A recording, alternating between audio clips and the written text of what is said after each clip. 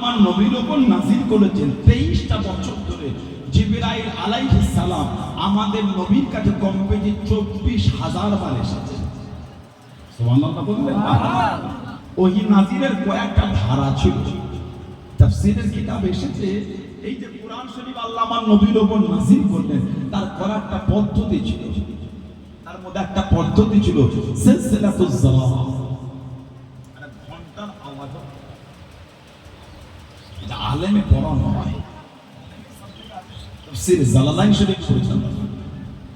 ওহী যখন আসতো একটা আওয়াজ হতো, আওয়াজ। আল্লাহ রাসূল বুঝেন ওহী আসছে। ওহী আসার আরেকটাই ছিল আল্লাহ রাসূলের চেহারা শরীফে পরিবর্তন হতো। নবী পাকের চেহারা শরীফটা একটু পরিবর্তন হয়ে যেত। কয়েকটা তার ধারা ছিল ওহী। 23টা বছর ধরে জিবরাইল আলাইহিস সালাম আমাদের নবীর কাছে 24,000 বার খালি এসেছে। বললেন না সুবহানাল্লাহ। আল্লাহ পাক আরো বড় বড় 3টে কিতাব দিয়েছেন, তাওরাত, জাবুর, ইনজিল। 3টা আরো বড় বড় আসমানি কিতাব। তবে এই কিতাবগুলি আল্লাহ কমপ্লিট নাযিল করেছেন, একবারে রেডি। কেবলমাত্র কোরআন শরীফ যখন যতটা প্রয়োজন হয়েছে আল্লাহ পাক তখন ততটাই দিয়েছেন। বললেন না সুবহানাল্লাহ। ওই 3টে কিতাব নবীদের একটা নির্দিষ্ট জায়গায় আল্লাহ ডেকে দিয়েছে। কোরআন শরীফ আল্লাহ আমাদের নবীকে নির্দিষ্ট জায়গায় ডাকেন না। নবী পাক যেখানেই গিয়েছেন জিবরাইল আলাইহিস সালাম ওহী দিয়ে সেখানেই চলে গিয়েছেন। বললেন না সুবহানাল্লাহ। 3টে কিতাব, কিতাবুল্লাহ আর কোরআন শরীফ, কিতাবুল্লাহ ওয়া কালামুল্লাহ। আল্লাহর কিতাব, আল্লাহর কালাম হলো কোরআন। জোরে বলুন, জোরে বললেন আলহামদুলিল্লাহ। সেই কোরআন শরীফ তালিমের জন্য আপনারা উদ্যোগ নিয়েছেন। যে কোরআন শরীফ পৃথিবীর দরবারে ছড়িয়ে দিয়েছিলেন ওসমান ইবনে আফফান। প্রথমে নাযিল হলো কিতাব এসেছে নবী পাকের জামানায়, পাথরের উপর কোরআন শরীফ লেখা ছিল। এখানে অনেক হাদিস সাহেব আছেন বা উমরাকারী আছেন। আমি গিয়েছিলাম মক্কা শরীফ, মদিনা শরীফের মিউজিয়ামে গিয়েছিলাম। সেই তৎকালীন যুগের কোরআন শরীফ, ওসমান ইবনে আফফান হুজুরের নিজে হাতে লেখা কোরআন শরীফ আমি দেখে এসেছি। পাথরের উপর কোরআন শরীফ লেখা, সেটা আজও মিউজিয়ামে রাখা আছে। যারা ঘুরে ঘুরে দেখেছেন তারা জানেন। চামড়ার উপর লেখা, চামড়া, চামড়ার উপরে কোরআন শরীফ লেখা।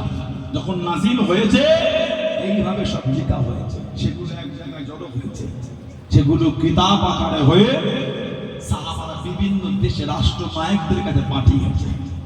তার মধ্যে সবথেকে বেশি খেদমত ছিল হযরত ওসমান রাদিয়াল্লাহু আনহু। কে? হযরত ওসমান নবী পাকের দরবারে এসে কাঁদছে, আল্লাহর নবীর কাছে কাঁদে, হুজুর দোয়া করেন, আমার মাল এত বেড়ে যাচ্ছে হুজুর, এত মালে বরকত হয়ে যাচ্ছে, আমার ভয় হয় হুজুর, হয়তো আমি আপনার পিছনে আর ইবাদত করতে পারবো না, হয়তো আমি আপনার পিছনে দাঁড়িয়ে আর নামাজ পড়তে পারবো না, আমার মালের হিসাব নিয়ে ব্যস্ত থাকবো, হুজুর আপনি দোয়া করে দেন আমার মাল যেন এত না পারে, আমার মাল যেন কমে যায়। সুবহানাল্লাহ বলতেন না? কি ঈমান সাহাবাদের থাকে, এত মাল পারে ভয় হয় আপনার পিছনে দাঁড়িয়ে হয়তো আর ইবাদত করতে পারবো না, আপনি দোয়া করে আমার মাল যেন কমে যায়, এত মাল না পারে, আপনি দোয়া করে আমার মাল যেন কমে যায়, আমার মাল বেশি দরকার না, আমি চাই আপনার পিছনে দাঁড়িয়ে আল্লাহর ইবাদত করতে।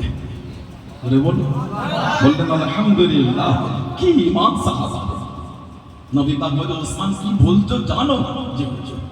নবী বললেন যাও, আজ থেকে তুমি দস্তরখান বিছিয়ে আর খাবে না, আজ থেকে দস্তরখান বিছিয়ে আর খাবে না। তার মানে দস্তরখানা বিছিয়ে খাওয়া খেলে আল্লাহ মালে বরকত দেন। সুবহানাল্লাহ বলে দস্তরখান বিছিয়ে খাবে, দস্তরখান বিছিয়ে খাওয়াটা হলো সুন্নাত। আল্লাহ রাসূল বলেছেন মান হাব্বা সুন্নতি ফাকাদ আহাব্বানি, যে আমি নবী আমার সুন্নতকে ভালোবাসলো সেজন্য আমি নবী আমাকে ভালোবাসলো। ওয়া মান আহাব্বানি, আর যে আমাকে ভালোবাসলো কানা মাই ফিল জান্নাহ, তার জায়গাটা আল্লাহ দয়ার জান্নাত করে দিয়েছে। জোরে বলুন না সুবহানাল্লাহ। আল্লাহ রাসূল বলেছেন মান তামাসসাকা বিসুন্নাতিন ফাসাদু উম্মতি ফালাহু আজরু জিহাতি শাহীদ। ফিতনা ফাসাদের সময় যে আমি নবী আমার একটা সুন্নাতকে মজবুত করে ধরে রাখতে পারবে আল্লাহ, ওই ব্যক্তির নামায় আমালে 100 শহীদের সওয়াব আল্লাহ পাক লিখে দেবেন। যদি বলুন সুবহানাল্লাহ। দস্তরখান বিছিয়ে খাবে, দস্তরখান বিছিয়ে খাওয়া সুন্নাত। দস্তরখানে খাবার খেতে খেতে যেটা পড়ে যায় ওই খাবারটা তুলে খাওয়াটাও সুন্নাত। খবরদার দস্তরখান ছাড়া খাবেন না। আমাদের মালে বরকত নাই কেন? আমার নবী সুন্নাত তরিকায় খাই না বলে, বিসমিল্লাহ বলে খেতে হয়। আল্লাহ রাসূল বলেছেন তোমার প্লেটের সামনের দিক দিয়ে খাও। আমাদের তো খাবার কোনো তরিকা নয়, এবার এখানে খামতে আছে, এবার এখানে খামতে হবে, খাম। ওটা খাবার সুন্নাত তরিকা নয়। খাবার সুন্নাত তরিকা হলো আস্তে আস্তে খেতে হয়, হাঁপাহাঁপি করে খেতে নেই, নিষেধ আছে। আল্লাহ রাসূল 3 আঙ্গুলে খেতে, নবী পাক 3 আঙ্গুলে খেতে, 3 আঙ্গুলে আল্লাহ রাসূল খেতে। আমাদের তো হাঁপাহাঁপি করে খাওয়া, জোরে খেতে না, আস্তে আস্তে খেতে হয়। আস্তে আস্তে খাওয়াটা সুন্নাত, হাঁপাহাঁপি খাওয়াটা ঠিক না। কেন? সায়েন্সও বলছে বেশি হাঁপাহাঁপি করে খেলে হজমের সমস্যা হয়। এডুকেটেড যারা ভাইয়েরা আছেন জানেন বেশি চেপে খাওয়াটাও ঠিক হজম হবে না। আমার ইসলাম বলেছে পেট ভরে খাবে না, একবার ফাঁকা রেখে দেবে।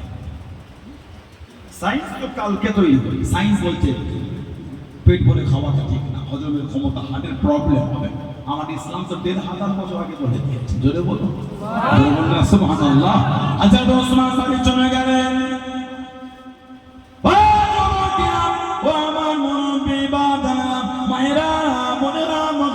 আল্লাহ রাসূল জামানা হযরত ওসমান ইবনে আফফান রাদিয়াল্লাহু তাআলা আনহু হুজুর আমার হয়ে চলে গেলেন। আর দস্তরখান বিছিয়ে খাওয়ালাম, আর নিচে বসে খাওয়ালাম। আল্লাহ নবী দাঁড়িয়ে দিয়েছেন, আল্লাহ নবী হুকুম করে দিয়েছেন ও ওসমান উঠে পিঠে চলে চলে খাবে, উঠে পিঠে চেপে চেপে খাবে। হযরত ওসমান রাদিয়াল্লাহু তাআলা আনহু উঠে পিঠে চেপে চেপে খান, উঠে পিঠে চলে চলে খান। মাল কমা দূরের কথা, মাল কমা দূরের কথা। হযরত ওসমান রাদিয়াল্লাহু তাআলা আনহু হুজুরের মালে দেন আরো বরকত হয়ে যায়, আরো মাল বেড়ে যায়। ও যুবকেরা, আল্লাহ নবীর সামনে চলে গেলেন, আল্লাহ নবীর কাছে দেখি দাঁড়িয়ে গেলেন। আসসালামু আলাইকা ইয়া রাসূলুল্লাহ। নবী আল্লাহ নবী সালামি জবাব করে দিয়ে, আল্লাহ নবী উত্তম খানা দিয়ে ইয়া রাসূলুল্লাহ। নবী আল্লাহ পাকের নবী হুজুর বিয়াদি মাফ করুন, আমি ওসমান, আপনি আমাকে হুকুম করেছেন নিচে বসে খাবে না, দস্তরখান বিছিয়ে খাবে না, ঘোড়া পিঠে চড়ে চড়ে খাবে। ইয়া রাসূলুল্লাহ। নবী আল্লাহ ইয়া রাসূলুল্লাহ। নবী আল্লাহ পাকের নবী আমি ওসমান, আমার মান ক্ষমা দূরের কথা, আমার মাল আরো বেড়ে যায়, আমার মালে আরো বরকত হয়ে যায়। আল্লাহ নবী জিজ্ঞাসা করলেন, আল্লাহ নবী জানতে চাইলেন ও ওসমান বলো তো দেখি তুমি যখন উঠে পিঠে চড়ে চড়ে খাও, যেই লোকমাগুলি নিচেই পড়ে যায়, যেই লোকমাগুলি নিচে চলে যায়, ওগুলোকে কি করো বাবা, ওগুলোকে কি করো বাবা?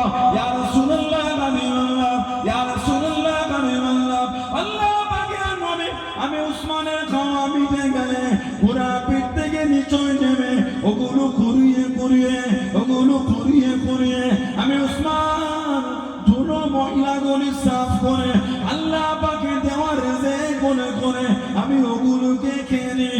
আল্লাহ নবী মুচকে মুচকে গেছে দাঁড়িয়ে দিয়ে, আল্লাহ নবী সরিয়ে দিয়ে ও ওসমান তুমি আল্লাহ পাকে দেওয়া রেজেককে এত সম্মান করছো বাবা। আল্লাহ রাব্বুল আলামিন এত খুশি হয়ে গিয়েছে তোমার মানেতে, আল্লাহ রাব্বুল আলামিন এত বরকত দিয়ে দিয়েছে। তুমি বলো সুবহান, আর একটু জোরে বলো সুবহান। দস্তরখান বিছিয়ে খেতে মানা করেছে, নিচই মানা করে দিচ্ছে, ঘোড়া পিঠে চলে চলে খাবে। ওসমান যেগুলো পড়ে যায় ওগুলোকে কি করো? যে লোকমাগুলি নিচই পড়ে ওগুলো হুজুর খাওয়া মিটে গেলে নিচই নেমে ওগুলো কুড়িয়ে কুড়িয়ে ধুলো সাফ করে ওগুলোকে আবার খেয়ে নি। আল্লাহর রিজিক আল্লাহ রাসূল বলেছে, উসমান তুমি আল্লাহ দেওয়া রিজিককে এত সম্মান করেছো বলে আল্লাহ খুশি হয়ে তোমার মালে এত বরকত দিয়ে দিয়েছে। বলবেন না সুবহানাল্লাহ। জামিউল কুরআন উসমান ইবনে আফফান রাদিয়াল্লাহু আনহু গোটা পৃথিবীর মুসলিম রাষ্ট্র নায়কদের কাছে কোরআন শরীফে পাণ্ডুলিপি করে করে উনি পাঠিয়েছিলেন। সর্বপ্রথম করে জড়ো হয়ে আবু বকর সিদ্দিক। দিনের জন্য সাহাবাদের কম কষ্ট হয়নি। ইসলামকে জিন্দা রাখার জন্য সাহাবাদের কম কষ্ট। আজকে আমাদের সেবার একটা সুযোগ আছে, পায়ে পায়ে মাদ্রাসা, গ্রামে গ্রামে মক্তব মসজিদ কেন্দ্রিক আছে না? না বলে এই চত্বরে আমডাঙ্গা এলাকায় সিনিয়র মাদ্রাসা বলেন, হাই মাদ্রাসা বলেন, খারজি মাদ্রাসা বলেন, হিফজুল কুরআন মাদ্রাসা বলেন, আছে না? নাই। মাদ্রাসার অভাব নাই, ছাত্রের অভাব। কারণ সাহাবাদের জামানায় কিভাবে শিখেছেন জানেন? বিভিন্ন যুদ্ধ হয়েছে, যুদ্ধ কাফেরদের মধ্যে যারা বন্দী হয়ে নবী পাকের দরবারে এসেছেন, তাদের মধ্যে যারা শিক্ষিত ছিলেন আল্লাহ রাসূল তাদের করে বলেছিলেন, তোমাদের এতদিন তোমাদের জেল খাটতে হবে না, তোমাদের ছাড়াবার জন্য এত অর্থ দিতে হবে না, তোমরা আমাদের এই কটা ছেলেকে তুমি যে শিক্ষায় পারদর্শী তাকে ওই শিক্ষাটা দাও। তুমি তোমার যে জ্ঞান এটা আমাদের বাড়ির এই ছেলেগুলিকে তাদেরকে শিখাও। তুমি এতদিন এদের এই জ্ঞানটা শিখালে তোমাকে আমরা এমনি আজাদ করে দেবো। ইসলাম শিক্ষার ক্ষেত্রে কত আগিয়ে গিয়েছে। একটা দুশ্মনকে বলে তোমাকে ছেড়ে দেবো, তুমি যদি আমাদের বাড়ির বাচ্চাগুলিকে শিক্ষাটা দাও। সেই শিক্ষা একটা কেন্দ্র আপনার এখানে গড়ে তুলেছে, আল্লাহ করিয়েছে। এটা কিন্তু কম খেদমত না, দিনের ক্ষেত্রে এটা কম খেদমত না। আল্লাহ আপনাদের দ্বারা করিয়ে দিয়েছে। বলেন আলহামদুলিল্লাহ, জোরে বলেন আলহামদুলিল্লাহ। যে খেদমত সাহাবারা করতে গিয়ে রক্তের বন্যা বয়ে গেছে, রক্তে বন্যা বয়ে গেছে। আমার রাসূলের সাহাবারা যে খেদমত দিয়েছেন এই দিনে, আল্লাহ রাসূল ডাক দিয়েছেন। হযরতে আব্দুল্লাহ ইবনে হুযাফা সাহাবী রাদিয়াল্লাহু আনহু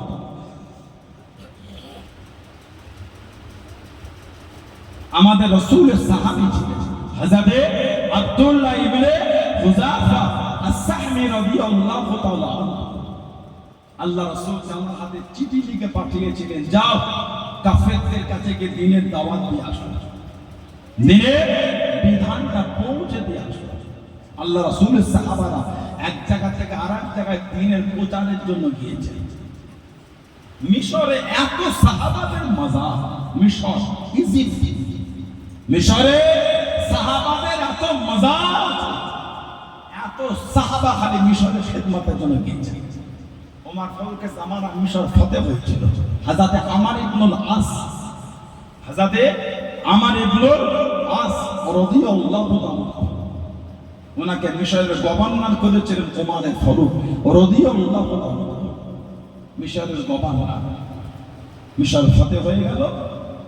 ওমর ফারুকের কাছে চিঠি এসে গেল, হুজুর জাহিলিয়াতের যুগে, কুফরিয়াতের যুগের নিয়ম ছিল এই নীল নদের পানি বন্ধ হয়ে গেলে একটা মেয়েকে সাজিয়ে এই নীল নদের উপরে তাকে কতল করে রক্তটা ছিটাতো। এদের বিশ্বাস ছিল নীল নদের পানি তারপরে প্রবাহিত হবে। এখন তো ইসলামের যুগ এসেছে, হুজুর নীল নদের পানি বন্ধ। ওমর ফারুক চিঠিটা পেয়ে উনি চিঠি লিখলেন, বিসমিল্লাহির রহমানির রহিম। ওমর ফারুকের তরফ থেকে নীল নদের প্রতি চিঠি, এই নীল নদ, তুমি যদি আল্লাহ পাকের হুকুমে প্রবাহিত হও, তোমার পানি আমাদের দরকার আছে। তুমি যদি নিজের ইচ্ছায় হও, তোমার পানি আমাদের কোনো দরকার নাই বলে এই চিঠিটা হুজুর পাঠিয়ে দিলেন। এই চিঠিটা নীল নদে দিয়ে দাও। ফারুক আজমের চিঠি যেই নীল নদে দেওয়া হয়েছে, আল্লাহ পাকের হুকুম, পানি প্রবাহিত হয়ে গিয়েছে। জোরে বলো বলতেন আলহামদুলিল্লাহ। হযরতে আমর ইবনুল আস রাদিয়াল্লাহু তাআলা মিশরের গভর্নর উমারে কম বেশি 14 হিজরি বাইতুল মুকাদ্দাসকে খ্রিস্টানদের হাত থেকে উনি ছিনিয়ে ওমর ফারুকের হাতে উঠিয়েছিলেন। হযরতে আমর ইবনুল আস রাদিয়াল্লাহু তাআলা দিনের জন্য যে সাহাবাদের খেদমত, এক জায়গা থেকে আরেক জায়গা। আমি কয়েক মাস আগে গেলাম চেন্নাই সিটি থেকে প্রায় 40 কিলোমিটার দূরে কুয়ালাম বলে একটা জায়গা আছে, কুয়ালাম সমুদ্রের গায়ে কুয়ালাম। ওখানে একটা নবী পাকের সাহাবীর মাজার আছে, হযরতে তামিম আনসারী রাদিয়াল্লাহু তাআলা। হযরতে তামিম আনসারী রাদিয়াল্লাহু তাআলা নবী পাক হিজরত করে মদিনা শরীফে আসার আগে উনি মক্কা শরীফে থেকে মদিনা শরীফে মদিনা শরীফ থেকে মক্কা শরীফে গিয়ে নবী পাকের নূরের হাত ধরে ঈমানের কলেমা পড়ে মুসলমান হয়েছিলেন। আল্লাহ নবী ওনাকে একটা আংটি দিয়েছিলেন, তামিম আনসারী। 7 বছর জেনেদের দেশে 7 বছর জেনেদের দেশে গিয়ে উনি দ্বীনের খেদমত করেছেন। 7 বছর, বললেন না সুবহানাল্লাহ। ওনার মাজারটা হলো চেন্নাই কুয়ালামে সমুদ্রের পাশে, দ্বীনের খেদমত করতে চলে এসেছে। হযরতে আব্দুল্লাহ ইবনে হুযাফা আস-সাহমি রাদিয়াল্লাহু তাআলা নবী পাক পাঠিয়েছিলেন। আবার ওনাকে উনি স্বীকৃতি পাঠিয়েছিলেন হযরতে ওমর রাদিয়াল্লাহু তাআলা। হযরতে ওমর রাদিয়াল্লাহু তাআলা কোথায়? পারস্যই পাঠিয়েছেন, পারস্য দ্বীনের দাওয়াত দিতে, দ্বীনের খেদমত করতে পাঠিয়েছেন পারস্য। এখনকার মতো তো সহজ নয়। ওই কিতাবটা পিডিএফ তো হোয়াটসঅ্যাপে পাঠিয়ে দিত, আপনি দোকানে গিয়ে প্রিন্ট আউট করে বার করবেন। ওটা ঠিক বলছি না ভুল বলছি? একটা মেল করে দেবো, এই কিতাবগুলো মেল করে দেবো, আমি বার করে দেবো। তখন তো আপনি শুনতে হবে, তখন নিজেরা গিয়ে গিয়ে খেদমত করেছে। অচেনা জায়গা, জানা না কেউ মুসলমান বলে কেউ না, একটা অচেনা লোকের কাছে গিয়ে দিনের দাওয়াত দিয়ে কতটা ঝুঁকিপূর্ণ বলেন তো? একটা চীনা লোককে বলে কেন আমার এই যে নামাজ পড়েন তো মুসলিম চীনা লোককে দিনের খেদমতের কথা বলে, ওই মাদ্রাসা দে না, তোর টাকা দিন দে না, কথা বলে না। একটা চীনা লোকের যদি উত্তরটা হয়, অচেনা লোকেরটা কি হবে? একটা মুসলমানের যদি উত্তরটা হয়, একটা অন্য ধর্মের লোকের কাছে আশা করছেন আপনি, তারপরও কিন্তু সাহাবারা রিস্ক নিয়ে চলে যাচ্ছেন, কোনো পরোয়া করছেন না। উনি শিগগিরই পারস্যে চলে যাবেন। হযরতে আব্দুল্লাহ ইবনে হুযাফা পারস্য সম্রাট বলছে, শুনেছি মুসলমানদের ঈমানটা খুব মজবুত। সুবহানাল্লাহ। শুনেছি মুসলমানদের ঈমানটা মজবুত, যদি ওদের পাশ মারবি না, জিন্দান দেখবো ওদের ঈমান কেমন মজবুত। সুবহানাল্লাহ বললেন না? কি ঈমান সাহাবাদের, শুনেছি ওদের ঈমান মজবুত। আল্লাহ নবী নববী শরীফে ওয়াজ করেন, আল্লাহ নবী ওয়াজটা বন্ধ করে দেন, আল্লাহ নবী নূরের চক্ষু থেকে টপটপ করে পানি গড়িয়ে গড়িয়ে চলে যায়। আল্লাহ নবী চোখ ভরা পানি নেই, কেঁদে কেঁদে জানিয়ে দেন, আল্লাহ নবী শুনিয়ে দেন, আমি নবী আমার খুবাইব ইবনে আদি রাদিয়াল্লাহু তাআলা তাকে শহীদ করে দিল, তাকে শহীদ করে দিল। কে? খুবাইব ইবনে আদি। আমি নবী আমার কাছে কেঁদে কেঁদে দোয়া চেয়েছিল, ইয়া রাসূলুল্লাহ হাবিবাল্লাহ, ইয়া রাসূলুল্লাহ হাবিবাল্লাহ, আল্লাহ পাকের নবী হুজুরকে আপনি মাফ করুন, গুনাহগারকে ক্ষমা করুন। আপনি আমার জন্য দোয়া করেন, আপনি আমার জন্য দোয়া করেন। আমার মাথার খড়িতে যেন কাফেরা শরাব না পান করে নাই, আমার মাথার খড়িতে যেন কাফেরা শরাব না পান করে নাই। কে? খুবাইব ইবনে আদি হাতেতে শিকল বেঁধে টেনে টেনে নিয়ে চলে যায়, হুজুরকে শহীদে দেবে, হুজুরকে শহীদ করে দেবে। ও যুবকেরা, আল্লাহ রাসূলের সাহাবী হযরত খুবাইব ইবনে আদি রাদিয়াল্লাহু তাআলা আনহু হুজুর আমার জানিয়ে দিয়ে, হুজুর আমার শুনিয়ে দিয়ে, আমি খুবাইব শহীদ হয়ে যাব, আমাকে শহীদ করে দেবে। সুযোগ যদি দিয়ে দিলে, সুযোগ যদি করে দিলে, আমি খুবাইব দাঁড়িয়ে দাঁড়িয়ে আল্লাহ পাকের 2 রাকাত নামাজ আদায় করতাম। আর একটু জোরে বলা গেল না? হাতে শিকল বেঁধে টেনে নিয়ে চলে যাদের শহীদ করবে। আল্লাহ রাসূল কাঁদছেন আর দোয়া করছেন, ও ও আমার কাছে দোয়া চেয়েছিল, হুজুর আপনি দোয়া করেন এই মাথার খুলিতে যেন কাফেররা শারাব না পান করে। মাথার খুলিটা নিয়ে উল্টো করে শারাব ঢেলে ওদের পান না করে, হুজুর দোয়া করে। কাফেরদের যে জুলুম! আমার নবী পাকের চাচা ছিলেন হযরতে সাইয়্যিদুনা আমির হামজা রাদিয়াল্লাহু আনহু, শরীরটাকে 70টা খালি টুকরো করেছে। ও